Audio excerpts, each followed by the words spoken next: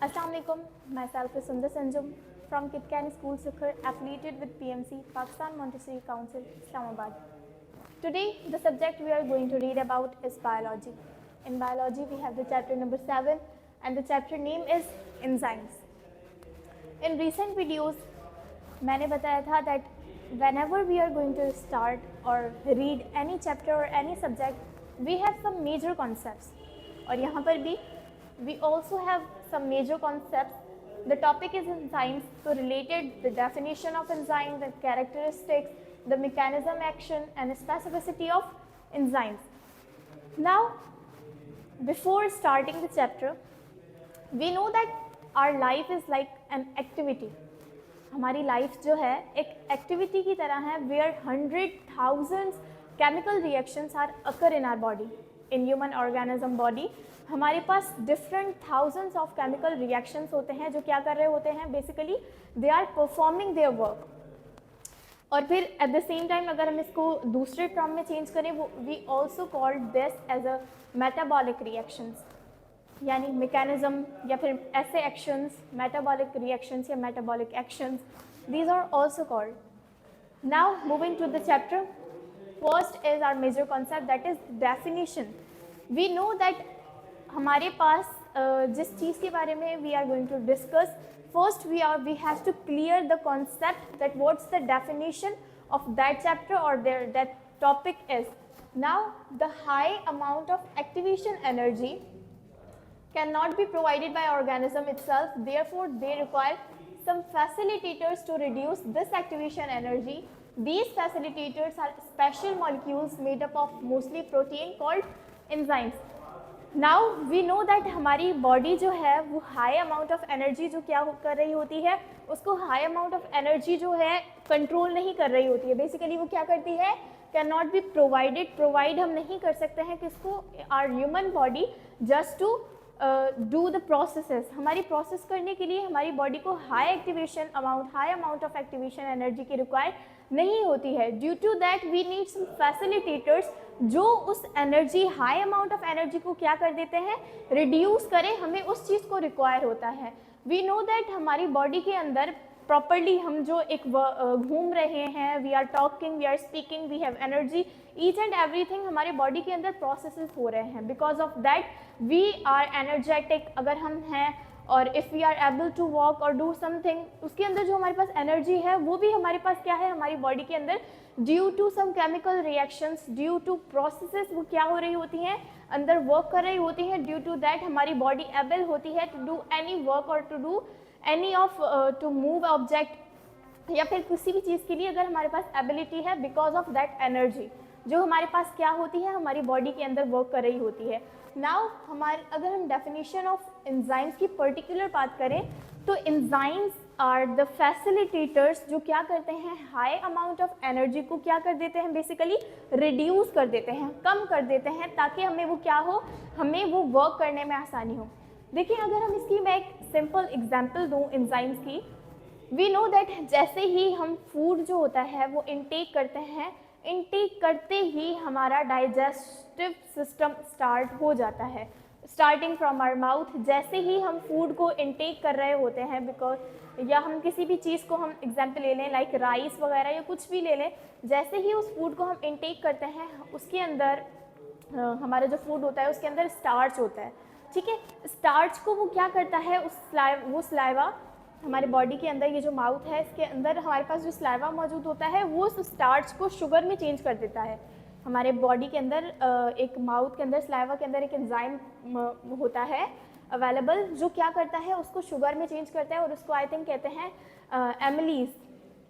उस एंजाइम का नेम है एमिलीज, जो क्या करता है उस एंजाइम को, वो एंजाइम वर्क कर रहा होता है जो उस स्टार्च को शुगर में चेंज कर देता है. आफ्टर दैट वो क्या होता है, हमारे सारे प्रोसेस अकर होने के बाद फिर हमारे टीथ वर्क कर रहे होते हैं ताकि वो ब्रेक डाउन इनटू पीसेस करें उस फूड को. आफ्टर दैट और फूड पाइप से वो क्रॉस होके फिर डिफरेंट केमिकल रिएक्शन से अकर होके डाइजेस्टिव सिस्टम, डाइजेशन हो रही होती है बॉडी के अंदर. उसके अंदर हमारे पास डिफरेंट एंजाइम्स होते हैं, थाउजेंड्स ऑफ केमिकल रिएक्शंस होते हैं और हमारे पास एंजाइम्स होते हैं जो क्या कर रहे होते हैं, वर्क कर रहे होते हैं हमारी बॉडी के अंदर. To maintain the digestive system, और फिर उस चीज़ को हमारी बॉडी के अंदर उस प्रोसेस को वर्क करने में काम आते हैं. After that we have the term anabolism and catabolism.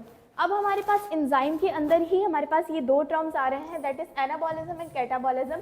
अब ये दो terms they are different from each other. अब इनके अंदर डिफरेंस क्या है, that what is anabolism and what is catabolism in enzymes. इन एंजाइम में इनका वर्क क्या होता है. Now anabolism, in constructive reactions large molecules are formed to form a structure of cell body. These reactions are called anabolic reaction. अब हमारी body के अंदर एनाबॉलिज्म रिएक्शंस के अंदर क्या होता है, इसके अंदर सेल बॉडी बन रही होती है, एंजाइम्स हमारे बन रहे होते हैं, किसके कौन से वर्क कर रहे होते हैं, जो कि कंस्ट्रक्टिव होते हैं. नाउ अगर हम इन दोनों में डिफ्रेंशिएट करें कि एनाबॉलिज्म में क्या होता है, कंस्ट्रक्शन, और कैटाबॉलिज्म में क्या होती है, डिस्ट्रक्शन. किस चीज़ की, सेल्स की. हाउ, जब हमारे पास किसी भी चीज़ को बिल्ड करने के लिए स्टार्टिंग पहले हम एक चीज़ को बिल्ड कर रहे होते हैं, फिर आफ्टर दैट अगर हम उसको एनर्जी, उस एनर्जी को यूज़ कर रहे हैं, एक एनर्जी हमारे पास प्रोवाइड हो गई, कंस्ट्रक्शन हो गई उसकी, आफ्टर दैट फिर हम उसको यूज़ कर रहे हैं एनर्जी के लिए, उसको हम ब्रेक डाउन कर रहे हैं, एनालाइज कर रहे हैं डिफरेंट उसमें, तो फिर बाद में क्या होगी, उस चीज़ की डिस्ट्रक्शन होगी. इसी तरह ये दो जो टर्म्स हैं, एनाबॉलिज्म एंड कैटाबॉलिज्म. एनाबॉलिज्म के अंदर हमारे पास क्या होती है, कंस्ट्रक्शन हो रही होती है. कंस्ट्रक्टिव रिएक्शन किस चीज़ के हो रहे होते हैं, लार्ज मॉलिक्यूल्स के. हमारे पास लार्ज मॉलिक्यूल्स एनाबॉलिज्म में बन रहे होते हैं. एनाबॉलिज्म के अंदर लार्ज मॉलिक्यूल्स बिल्ड होने के बाद क्या करते हैं, वो क्या बनाते हैं, स्ट्रक्चर ऑफ सेल बॉडी, और फिर उसके बाद उस रिएक्शन को, पर्टिकुलर रिएक्शन को हम एनाबॉलिक रिएक्शंस कहते हैं. एट द सेम टाइम हमारे पास अगर हम कैटाबॉलिज्म की बात करें, इसके अंदर हमारे पास क्या होती है, डिस्ट्रक्शन हो रही होती है उन रिएक्शंस की. कौन से रिएक्शंस की, जिसमें क्या मौजूद होते हैं, लार्ज मॉलिक्यूल, जिनका ब्रेकडाउन होता है स्मॉल मॉलिक्यूल्स के अंदर, जो क्या प्रोड्यूस करते हैं, एनर्जी, और फिर हम उसको क्या करते हैं, रीयूटिलाइज करते हैं, किसको, फर्दर, और to discard called catabolic reaction. देखिए आपको पता है कि हम किसी भी रिएक्शन को करने के लिए हम क्या करते हैं, उस एनर्जी को यूज़ करते हैं, उसको कैटालाइज करते हैं, और फिर जब वो यूज़ हो जाती है तो उसको फिर हमारे पास प्रोड्यूस हो जाती है, उसको यूज़ करते हैं, फिर रीयूटिलाइज कर देते हैं, और फिर हम उसको डिस्कॉर्ड कर देते हैं. क्यों, क्योंकि हमारे पास वो यूज़फुल हो गई, हमारे पास वो यूज़ में आ गई, और फिर हम उसमें से हमें जितनी एनर्जी लेनी थी, हमें प्रोवाइड करनी थी खुद को, हमने की, एंड देन हम उसको डिस्कॉर्ड कर देते हैं. कैटाबॉलिज्म टर्म में बेसिकली ये होता है. After that moving to the next topic, that is the characteristics of enzymes. हमें पता चल गया एंजाइम्स क्या होते हैं, उसके बाद हमें ये भी पता चल गया कि वो कैसे बिल्ड होते हैं और कैसे डिस्ट्रक्ट होते हैं, कैसे उनकी एनर्जी बिल्ड होती है और कैसे उसकी एनर्जी यूज़ होती है. Now the term is characteristics of enzyme, कि उसकी खुसूसियात क्या हैं, एंजाइम्स क्यों हमें ज़रूरी हैं, उनका हमारे पास हमारी बॉडी के अंदर जितने भी प्रोसेस हैं उसमें कैरेक्टरिस्टिक्स क्या हैं, उसकी क्या खुसूसियात हैं. Now the first one is that enzymes are biocatalyst. Now we know that what is the biocatalyst. इसके अंदर क्या होता है, हमारे पास जो हाई अमाउंट ऑफ एनर्जी होती है उसको वो क्या कर देता है, जितने भी रिएक्शंस उसको रिड्यूस कर देते हैं, एंजाइम्स उसको क्या कर देता है, उसकी एनर्जी को रिड्यूस कर देता है. तो बायोकैटलिस्ट में क्या होता है कि हमारे पास एक जो तवानाई होती है, एक और जो एनर्जी होती है, उसको वो जो रिड्यूस कर देता है ताकि हम उसको यूज़ कर सकें, ताकि वो यूज़फुल हो सके. बेसिकली एंजाइम्स वो होते हैं जो कि एक हाई अमाउंट ऑफ एनर्जी को एक मेंटेन करें और फिर उसको रिड्यूस कर दें उसकी एनर्जी को. After that made up of proteins and 3 dimensional chain of amino acids. अब हमारे जो एंजाइम्स हैं वो किससे बने हुए होते हैं, they are made up of proteins. और प्रोटीन्स किससे बने हुए होते हैं, 3 डायमेंशनल हमारे पास चेन ऑफ अमाइनो एसिड होती है. When different amino acids combine together they make proteins, और फिर उसी प्रोटीन से हमारे एंजाइम्स बने हुए होते हैं. After that they are sensitive to minor change in pH, temperature and substrate concentration. अब हमारे पास ये 3 फैक्टर्स आ गए, basically pH, temperature and substrate concentration. These 3 factors that affect enzymes work, या फिर उस एंजाइम्स जो वर्क कर रहा होता है, बेसिकली ये 3 ऐसे फैक्टर्स हैं जो कि उसको क्या कर रहे होते हैं, इफेक्ट कर रहे होते हैं किसके, उसमें प्रोसेस में, एंजाइम के, जब एंजाइम वर्क कर रहा होता है।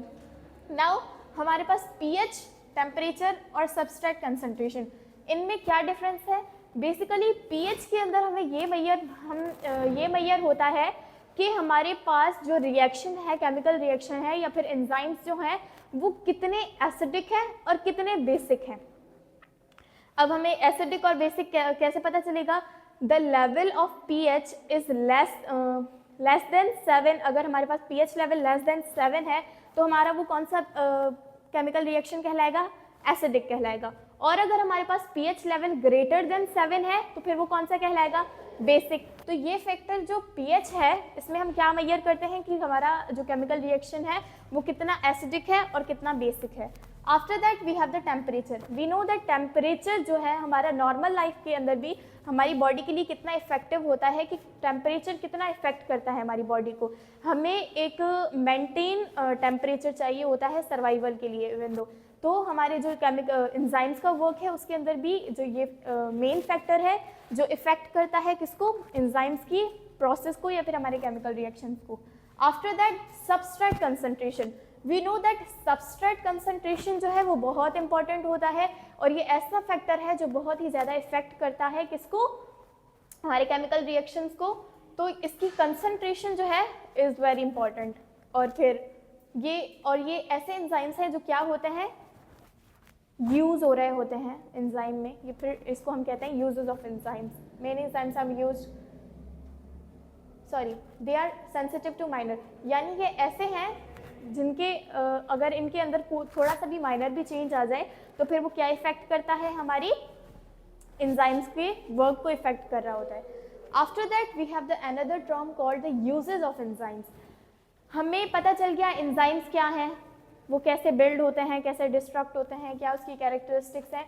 अब उसके यूजेस क्या हैं, वो कहाँ कहाँ यूज़ होते हैं, ये हमें इस टॉपिक में पता चलेगा। Now many enzymes are used commercially in industries. अभी हमने जितने भी प्रोसेस पढ़े वो हमने पढ़े कि इनसाइड इन आवर बॉडी के अंदर जितने भी केमिकल रिएक्शंस होते हैं ईच एंड एवरी, उसके अंदर कौन कौन से एंजाइम्स यूज़ हो रहे हैं, मैंने अभी तक जो बताया, अभी तक हमने जो डिस्कस किया मैंने उसी तक बताया। Now these enzymes are, many enzymes are used commercially in industries. Industries के अंदर भी कमर्शियली ये एंजाइम्स यूज़ हो रहे होते हैं। How? In the form of cellulose. Paper industry, food industry, brewing industry and then bio detergents. Paper industry के अंदर कैसे यूज़ होता है? To get cellulose for paper making. हमें पता है कि हमारा एक जो पेपर है वो कैसे बन रहा होता है। बेसिकली हमारे पास जो वुड होती है उसको हम डिफरेंट केमिकल्स से क्या कर रहे होते हैं, उसमें वर्क कर रहा होता है और उसके अंदर फिर वाटर यूज़ होता है। फिर वो डिफरेंट वो जो पेपर उसमें से जितने भी डिफरेंट रिएक्शंस अकर हो रहे होते हैं वो उसको एक पर्टिकुलर शेप दे देते हैं। उसके अंदर जितने भी चीज़ें इन्वॉल्व हो रही होती हैं उसको वो डिस्कॉर्ड करके स्पेसिफिक एक सेल्यूलोज बचता है लास्ट में, जो कि क्या कर रहा होता है? यूज़फुल होता है किसके? पेपर मेकिंग के लिए। तो फिर स्पेसिफिकली टू गेट सेल्यूलोज, जो लास्ट में हमारे पास चीज़ बचती है सेल्यूलोज, जो किसके लिए होती है? Making for the paper. Paper industries में हम सारी चीज़ों को उस पेपर मेकिंग के अंदर उस फैक्टर्स को ख़त्म करके लास्ट में एक फैक्टर बचता है जिसको हम सेल्यूलोज कहते हैं, जो कि किस लिए यूज़फुल होता है? पेपर मेकिंग के लिए। आफ्टर दैट फिर फूड इंडस्ट्री में एंजाइम क्या वर्क करता है, क्या यूज़ होता है? For making bakery products and pizza और फिर इसके बेकरी के अंदर उसको और ज़्यादा वो स्मूथ करने के लिए या फिर डिफरेंट चीज़ों को बनाने के लिए भी फूड के अंदर भी हमें एंजाइम्स रिक्वायर होता है। After for conversion of sugar into alcohol. अब हमारे पास ब्रूइंग इंडस्ट्री के अंदर क्या होता है? हमारे पास जो शुगर होती है उसका कन्वर्जन हो जाता है किसके अंदर? अल्कोहल के अंदर। इसके बीच में ये जो कन्वर्जन हो रहा है इसमें जो चीज़ यूज़ हो रही होती है बेसिकली वो एंजाइम होता है जो इसको शुगर को कन्वर्ट कर देता है किसमें? अल्कोहल में। After that last we have the term जिसमें क्या है कि यूजेस ऑफ एंजाइम में बायो डिटर्जेंट भी है, जिसके अंदर क्या यूज़ होता है? Use to remove different type of stains. पता है डिटर्जेंट्स क्या होते हैं? हमारे कपड़ों पर, हमारे डिफरेंट यूनिफॉर्म्स के ऊपर डिफरेंट स्टेन्स जो होते हैं वो लग जाते हैं, दाग लग जाते हैं। उनको ख़त्म करने के लिए भी हम एंजाइम का यूज़ करते हैं। एंजाइम कैसे वो यूज़ करते हैं? ताकि to remove that different type of stains, उस पर्टिकुलर जो हमारे पास क्लोथ्स होते हैं उसके ऊपर स्टेन्स जो लग जाते हैं। बायो डिटर्जेंट के अंदर जो एंजाइम होते हैं, स्पेसिफिकली कुछ जो कमर्शियली इंडस्ट्रीज़ के अंदर बन रहे होते हैं, वो यूज़ होते हैं किस लिए? ताकि हम उस स्टेन्स को रिमूव कर सकें। These are the uses of enzymes. I hope you understand all of these terms. After that we have the function of enzyme, कि how एंजाइम का फंक्शन क्या होता है, कैसे वो यूज़ हो रहा होता है, कैसे वो एक उससे तब्दील होकर उस साइकिल से फिर वो डिफरेंट उसमें। नाउ अब हमारे पास स्पेसिफिकली ये एंजाइम जहाँ ये हमारे पास एक्टिव साइट है, ठीक है। इस एक्टिव साइट के अंदर हमारे पास ये दो सबस्ट्रेट हैं, यानी हमारे एंजाइम्स हैं। ये इस एक्टिव साइट पे ऐसे जब हमें रिक्वायर होते हैं आ जाते हैं। अब ये क्या हो रहा है? एंजाइम सबस्ट्रेट कॉम्प्लेक्स हो रहा है, यहाँ बिल्ड हो रहा है, ठीक है। यहाँ बनने के बाद यहाँ पे वो उसका यूज़ हो रहा है उस चीज़ के अंदर जिसमें वो रिक्वायर है। फिर उसके बाद क्या है? उस एंजाइम को पता है that the energy produce energy इसको कर रहा है, और फिर हम इसको रीयूटिलाइज कर रहे हैं फर्दर टू डिस्कॉर्ड। पहले हमने इस एंजाइम को क्या किया? लार्ज मॉलिक्यूल्स को ब्रेक डाउन किया, मॉलिक्यूल्स को, ताकि हम क्या कर सकें? एनर्जी प्रोवाइड कर सकें। एनर्जी हमने तो प्रोवाइड कर दी, अब उसने एनर्जी यूज़ भी कर ली। अब जाके हमारे पास क्या हो रहा है? वो एनर्जी यूज़ होने के बाद क्या कर रही है? रीयूटिलाइज होके उसको डिस्कॉर्ड कर रही है, क्योंकि उसने एनर्जी यूज़ कर ली है। अब उसकी डिस्ट्रक्शन हो गई, तो वो ये जो ऑब्जेक्ट्स या फिर ये एंजाइम्स जो हमें यहाँ यूज़ हुए सब्सट्रैक्ट, ये फिर डिस्कॉर्ड हो गए। These are the function of enzymes. After that, moving to the next topic, after uses of enzymes, we have another topic called mechanism of enzyme action. Now in enzyme action, what's the work of mechanism? यानी mechanism term जो use हो रहा है हमारे पास, what is this called? Enzyme catalyze the attaching to substrate which ends to the product formation. Enzyme exposes its active site to attract a specific substrate, makes enzyme substrate complex called the ESC. Now हमारे पास starting from the substrate that entering in the active site of enzyme till the end where the leaving active site of enzyme occur, इसके बीच में हमारे पास there is some mechanism called the enzyme action. हमारे पास ये term है where सबसे पहले जो चीज़ है that substrate entering, this is called the active site of, ये हमारे पास active site है। After that we have some substrate जो इंटर हो रहे हैं बिफोर, पहले इंटर, देन वो चीज़ उसमें कॉम्प्लेक्स जो हो रही है, ऐड हो रही है वो सबस्ट्रेट, फिर वो प्रोडक्ट में चेंज हो रही है, यानी फिर वो एनर्जी यूज़ हो रही है। After that these enzyme, these products are leaving this active site of enzyme. Basically इसके अंदर हमारे पास जितने भी मैकेनिज्म अकर हो रहे हैं या फिर मैकेनिज्म जितने भी मेटाबॉलिक एक्शंस हो रहे हैं, वी नो दैट हमारी बॉडी के अंदर different thousands of chemical reactions हो रहे होते हैं, जो कि क्या करते हैं? हमारे बॉडी प्रोसेस को, हमारी डाइजेशन को क्या करते हैं? ईजीली परफॉर्म हो रहे होते हैं। बिकॉज ऑफ दैट यहाँ पे अगर जो मैकेनिज्म वर्क हो रहा है जो कि एंजाइम एक्शन के थ्रू हो रहा है, starting from the substrate that is entering in the active site of enzyme till the product where the leaving active side of enzyme occur. इसके बीच में हमारे पास सबस्ट्रेट कॉम्प्लेक्स जो हो रहा है, उसके बाद प्रोडक्ट कॉम्प्लेक्स हो रहा है, फिर वो हमारे जो दो सबस्ट्रेट ऐड हुए हैं स्टार्टिंग में, वो फिर क्या हो रहे हैं? लीव हो रहे हैं। Now we have the last topic that is called the specificity of enzyme. नाउ इसमें आप लोगों ने एक चीज़ नोट की होगी दैट जो हमारे पास एक्टिव साइट की शेप है, यानी हमारे पास जो पर्टिकुलर एग्जैक्ट चीज़ है उसके जैसे ही हमारे पास सबस्ट्रेट मौजूद है। अब हमारे एंजाइम की ये स्पेसिफिसिटी है कि वो पर्टिकुलर एग्जैक्ट वही चीज़ होती है, वही चीज़ हमारे पास अवेलेबल होती है जो रिक्वायर होती है उस एंजाइम एक्टिव साइट को, उस चीज़ को अटैच करने में। अब देखिए पहले पास हमारे पास ये एक्टिव साइट है और ये हमारे पास सबस्ट्रेट यहाँ पे मौजूद नहीं है, पर हमारे पास ये एंजाइम हमें रिक्वायर हो रहे हैं। तो ये क्या करते हैं? सबस्ट्रेट ये फिर उसके साथ अटैच होते हैं, फिर वो उसको कॉम्प्लेक्स करते हैं, फिर वो उस चीज़ को यूज़ हो रहा होता है, फिर रीयूटिलाइज होता है, फिर फर्दर वो क्या होता है, डिस्कार्ड हो जाता है। और ये चीज़ें, ये जो हमारे पास प्रॉपरली हमारे पास एक एग्जैक्ट थिंग है, this is called the specificity of enzyme. That specificity is the property by which an enzyme acts only on a specific substrate. हमारे पास वो उसी पर्टिकुलर चीज़ पे वो कर रहा होता है, वर्क कर रहा होता है जो वो रिक्वायर होता है, जिस वो सबस्ट्रेट सिर्फ उसी एग्जैक्ट की कॉपी पे पेस्ट हो रहा होता है जो हमें रिक्वायर होता है।